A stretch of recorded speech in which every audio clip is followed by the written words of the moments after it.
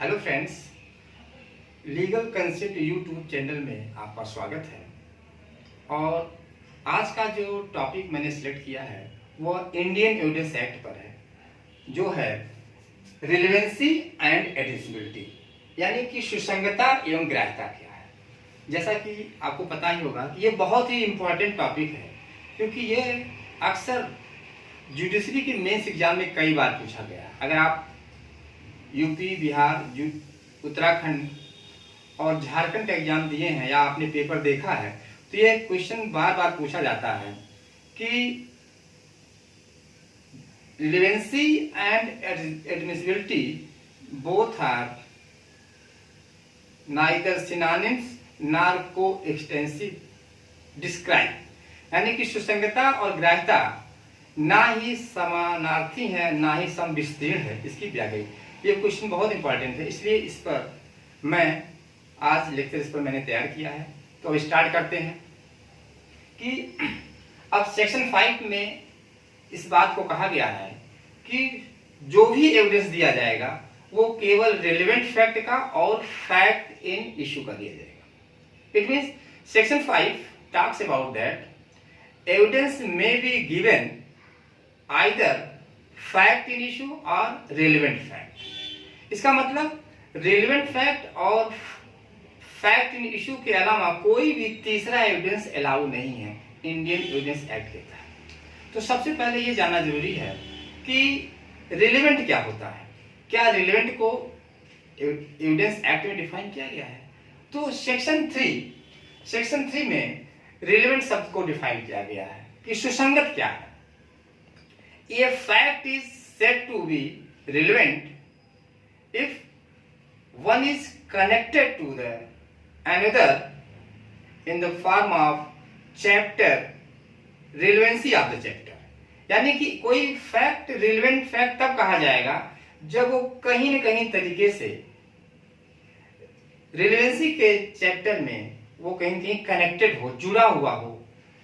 इसका मतलब अगर कोई फैक्ट वो तब तक रिलेवेंट नहीं होगा जब तक वो रिलेवेंसी ऑफ फैक्ट में अगर वो कनेक्ट नहीं है तो वो रिलेवेंट नहीं होगा। इसको मैं आपको एक एग्जांपल समझाना चाहता हूं कि जैसे हम एक एग्जांपल लेते हैं कि एक पर्सन रास्ते में जा रहा है और उधर से पुलिस आती है और वो पुलिस को देख करके भागने लगता है। तो क्या इस पर्सन का पुलिस को देख करके भागना क्या इंडियन एविडेंस एक्ट के तहत रिलेवेंट माना जाएगा कि नहीं?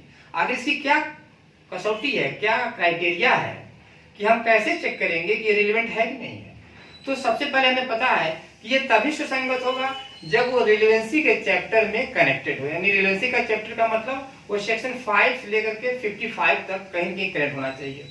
अब पुलिस को देख करके किसी व्यक्ति को भागना ये बताता है कि या तो वह ऑफेंडर है या कहीं न कहीं ऑफेंस में इन्वॉल्व है, और यह इसका कंडक्ट है, यानी किसी व्यक्ति का आचरण ही उसके बारे में बताता है। तो प्रश्न है कि यह रिलेवेंट है कि नहीं? तो हम देखते हैं कि सेक्शन 8 में कंडक्ट को रिलेवेंट घोषित किया गया। कंडक्ट चाहे प्रीवियस हो या सब्सिक्वेंट हो, वो उस फॉर्म में भी क्या है, वो सुसंगत है, रिलेवेंट है। यानी आचरण चाहे पूर्ववर्ती हो या पश्चातवर्ती हो। तो यहाँ पे उस व्यक्ति का भागना पुलिस को देख करके सेक्शन 8 के तहत रिलेवेंट हो गया। अब हम थोड़ा सा देखते हैं कि एडमिसिबिलिटी क्या होती है। क्या एडमिसिबिलिटी को डिफाइन किया गया है? तो यह इंडियन एविडेंस एक्ट में एडमिसिबिलिटी को यानी ग्राह्यता को डिफाइन नहीं किया गया। एडमिसिबिलिटी के बारे में सिर्फ इतना कहा गया है कि admissibility is based on rule of law and it is decided by the court। मतलब ये जो ग्राह्यता है, एडमिसिबिलिटी है, क्या है, वो विधि के नियमों पर आधारित है और इसका डिसाइड कौन करेगा? कोर्ट करेगा। अब हम आते हैं कि देखते हैं कि रिलेवेंसी और एडमिसिबिलिटी में क्या डिफरेंस है। इसके पहले मैं थोड़ा सा आपको एक एग्जांपल देना चाहता हूं एडमिसिबिलिटी के विषय में कि अब जैसे हमने देखा था कि रिलेवेंसी में कि व्यक्ति अगर भाग रहा पुलिस को देख करके तो वो तभी रिलेवेंट होगा जब वो सेक्शन 8 में सेक्शन 8 में कहीं कहीं कनेक्ट होगा, यानी जुड़ा होगा। लेकिन एडमिसिबिलिटी के बारे में क्या नियम है कि अगर कोई व्यक्ति पुलिस को देख करके भाग रहा है तो रिलेवेंट तो हो सकता है, लेकिन वो एडमिसिबल जरूरी नहीं कि एडमिसिबल हो। क्यों? क्योंकि पुलिस को देख करके भागना ये कहीं इस बात को साबित नहीं करता है कि वो व्यक्ति या तो अपराधी है या अपराध में संलिप्त है। हो सकता है किसी और रीजन से वो भाग रहा है।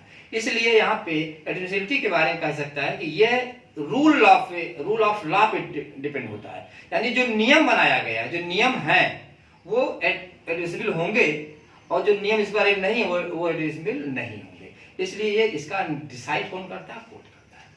तो अब यहाँ पे आते हैं, हम देखते हैं कि आखिर रेलेवेंसी और एडमिसिबिलिटी में क्या डिफरेंस है। क्या दोनों एक ही है या दोनों भिन्न भिन्न है? क्योंकि बहुधा इस पर कंफ्यूजन क्रिएट होता है कि relevancy and admissibility both are synonyms to each other, both are coextensive to each other. दोनों समानार्थी हैं, दोनों समविस्तीर्ण है। क्या वास्तव में ऐसी स्थित है? इसी बात हम देखते हैं इसको डिफरेंस करके। तो अब यहाँ पे सबसे पहले ये बता दें कि रिलेवेंसी में और एडमिसिबिलिटी में जो पहला डिफरेंस है कि rule of relevancy are describe under the section 5 to 55, यानी कि जो रिलेवेंसी का नियम है वो सेक्शन 5 से लेकर के 55 में ये दिया गया है। यानी इंडियन एविडेंस एक्ट का जो चैप्टर 2 है, रेलेवेंसी ऑफ फैक्ट है, सुसंगत तथ्य के बारे में दिया गया है। वो क्या है? वो कहाँ मेंशन किया गया? 5 से लेकर के 55 तक है। अब हम दूसरे पे आते हैं कि आखिर रूल ऑफ एडमिसिबिलिटी क्या है? Is describe under the section 56 and onwards, यानी कि एडमिसिबिलिटी के बारे में क्या नियम है कि यह सेक्शन 56 में और इसके पश्चात इसका मेंशन किया गया, इसके बारे में बताया गया है। अब दूसरा डिफरेंस यहाँ पे आते हैं, जो सेकंड डिफरेंस है दोनों में क्या है, इसको समझना जरूरी है कि relevancy is based on logic and probability, यानी कि जो रिलेवेंसी होती है वो तर्क और संभावना पे निर्भर करती है कि क्या लॉजिक है और क्या उसकी प्रोबेबिलिटी है। जैसा कि हमने एग्जांपल दिया था इसके पहले कि अगर व्यक्ति पुलिस को देख करके भागता है तो वहां पे लॉजिक ये है, ये लॉजिक कहता है कि कहीं न कहीं वो अपराध से जुड़ा हुआ है और प्रोबेबिलिटी इस बात की वो वही अपराध, उसी ने अपराध किया होगा। यानी कि रिलेवेंसी जो है वो लॉजिक और प्रोबेबिलिटी क्रिएट करती है, और वहीं पे जो एडमिसिबिलिटी है वह स्ट्रिक्ट रूल ऑफ लॉ पे डिपेंड करती है। यानी कि admissibility is based on strict rule of law, विधि के कठोर नियमों पर आधारित है। अगर जो कुछ एडमिसिबल है वही एडमिट किया जाएगा, बाकी वो एडमिट नहीं किया जाएगा। क्यों? क्योंकि यह रूल ऑफ लॉ पे डिपेंड करती है, स्ट्रिक्ट रूल ऑफ लॉ, विधि के कठोर नियमों पे आधारित होती है। ठीक है, तो अब यहाँ पे हम थर्ड डिफरेंस में आते हैं, वो देखते हैं कि rule of relevancy declares what is relevant. Rule of relevancy declares what is relevant, यानी कि रिलेवेंट क्या है। जो रिलेवेंसी का प्रिंसिपल कहता है कि कौन कौन चीज रिलेवेंट वो डिसाइड करती है, जबकि एडमिसिबिलिटी की बारे में क्या नियम है, वो कहता है कि whether certain type of relevant evidence are admissible are to be excluded, यानी कि जो कुछ भी रिलेवेंट एविडेंस हैं क्या वो एडमिसिबल हैं या एक्सक्लूडेड हैं, या उनको अपवर्जित किया जाना चाहिए, छोड़ दिया जाना चाहिए। इसलिए एडमिसिबिलिटी का रूल ये डिसाइड करता है कि जो भी रिलेवेंट चीजें हैं, जो भी रिलेवेंट एविडेंस दिए गए हैं वो क्या हैं, क्या वो एडमिसिबल हैं या उन्हें एक्सक्लूड कर देना चाहिए। बेसिक डिफरेंस इसमें ये है। अब हम तीसरे डिफरेंस इसमें आते हैं, फोर्थ डिफरेंस में आते हैं कि जो फोर्थ डिफरेंस है वो क्या कहता है कि scope of relevancy is wide. Scope of relevancy is wide, और इसमें एडमिसिबिलिटी में कहता है कि scope of admissibility is limited. इसको जरा समझते हैं क्या है कि अब ये scope of relevancy is wide, मतलब जो रिलेवेंसी का जो क्षेत्र है वो क्या है, बहुत ही व्यापक है, अधिक मात्रा में है। कैसे? क्योंकि बहुत सी चीजें, क्योंकि एड्रेसेबिलिटी हमें पता है कि रिलेवेंसी क्या है, लॉजिक और प्रोबेबिलिटी पे है, तो बहुत सी चीजें लॉजिकल और प्रोबेबिलिटी क्रिएट करेंगी, लेकिन जरूरी नहीं है कि वो एडमिसिबल हो, क्योंकि रिलेवेंसी का जो स्कोप है बहुत ही व्यापक है। लेकिन एडमिसिबिलिटी चूंकि based on strict rule of law है, इसलिए उसका जो स्कोप है बहुत ही लिमिटेड है। ये बेसिक डिफरेंस, 4 बेसिक डिफरेंस होता है। अब इसके बाद हम आपको 5वां डिफरेंस बताते हैं। अब जो 5वां डिफरेंस है उसके बारे में हम आपको बताते हैं ये क्या डिफरेंस दोनों में है। तो 5वां डिफरेंस कहता है कि all facts which are relevant need not to be admissible, यानी कि जो भी फैक्ट रिलेवेंट है वो जरूरी नहीं है कि वो एडमिसिबल हो। और इसमें कहता है कि all facts which are admissible generally relevant, जो भी फैक्ट एडमिसिबल होते हैं और जनरली रिलेवेंट होते हैं, उसमें कुछ एक्सेप्शन दिया गया है। तो पहले हम इसको थोड़ा सा आपको अंतर बताते हैं, डिफरेंस बताते हैं कि आखिर कौन से फैक्ट हैं जो रिलेवेंट हैं लेकिन जरूरी नहीं है कि वो एडमिसिबल हो। For example section 122 and 126 Indian evidence act में, यानी कि जो कम्युनिकेशन किसी स्पाउस के बीच में ड्यूरिंग मैरिज होती है वो क्या है, वो रिलेवेंट है लेकिन वो एडमिसिबल नहीं है। जो भी कम्युनिकेशन एक क्लाइंट अपने एडवोकेट के बीच में, अटॉर्नी के बीच में, बैरिस्टर के बीच में या प्लेडर के बीच में करता है वो रिलेवेंट है, सेक्शन 126 के तहत रिलेवेंट है, लेकिन वो एडमिसिबल नहीं है। तो all facts which are relevant need not to be admissible, यानी रिलेवेंट तो है लेकिन वो एडमिसिबल नहीं है। अब जनरली देखें, all the facts which are admissible generally relevant, लेकिन जो फैक्ट एडमिसिबल होते हैं वो जनरली रिलेवेंट होते हैं। कैसे? क्योंकि एडमिसिबिलिटी जो है वो रूल ऑफ लॉ पे होती है और उनका डिसीजन कोर्ट करता है। तो यहाँ पे जो मैक्सिमम फैक्ट जो रिलेवेंट डिक्लेयर होते हैं, एडमिसिबल डिक्लेयर होते हैं, वो रिलेवेंट होते हैं। लेकिन कुछ ऐसे एग्जांपल बता रहा हूं कि कौन से फैक्ट एडमिसिबल तो हैं लेकिन रिलेवेंट नहीं है। जैसे देखिए यहाँ पे सेक्शन 146 से 151, ये क्या है? सेक्शन 146 से लेकर के 151 तक जो भी फैक्ट्स हैं they are admissible but not relevant. 146 में दे रहा है कि lawful question when lawful question may be asked in the cross examination, यानी कि प्रति परीक्षा में लॉफुल क्वेश्चन कब पूछे जाएंगे। अब कोई भी किसी भी विटनेस की वेरासिटी को टेस्ट करने के लिए, उसकी क्रेडिबिलिटी को इम्पीच करने के लिए जो भी क्वेश्चन पूछे जाते हैं वो एडमिसिबल होते हैं लेकिन वो रिलेवेंट नहीं होते हैं। तो ये बेसिक डिफरेंस दोनों में दिया गया है कि ये 146 और 151 में।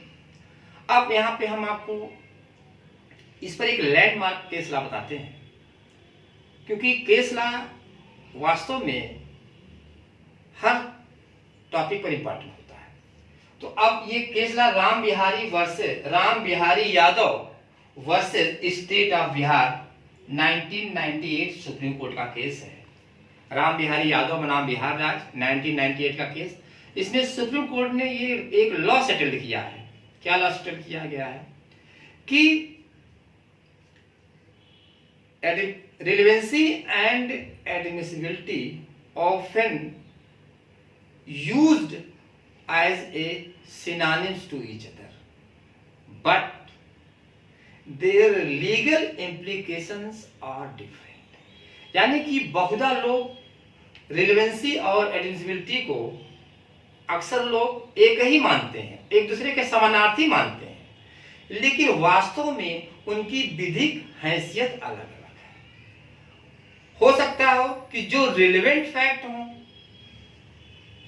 वो एडमिसिबल ना हो और जो एडमिसिबल फैक्ट हो रिलेवेंट ना हो। जैसा कि अभी हमने 5वें डिफरेंस में दिखाया है कि जो रिलेवेंट फैक्ट हैं वो एडमिसिबल जरूरी नहीं कि हो, और जो एडमिसिबल हैं वो जरूरी नहीं है कि वो रिलेवेंट हो। इसलिए हम कह सकते हैं कि relevancy and admissibility both are neither synonymous to each other nor coextensive, यानी कि सुसंगता और ग्राह्यता ना तो समानार्थी हैं और ना ही समविस्तीर्ण है। यह क्वेश्चन कई बार परीक्षाओं में आया है, इसलिए आप इसको अच्छे से उसमें वो करिए, और जहां पर आपको कोई भी अगर आपको डाउट हो या कुछ आपको उसमें जानना है तो आप प्लीज़ इसको कमेंट कर सकते हैं और उसके बारे में, ताकि हम और आपको अच्छे से बता सकें। Thank you.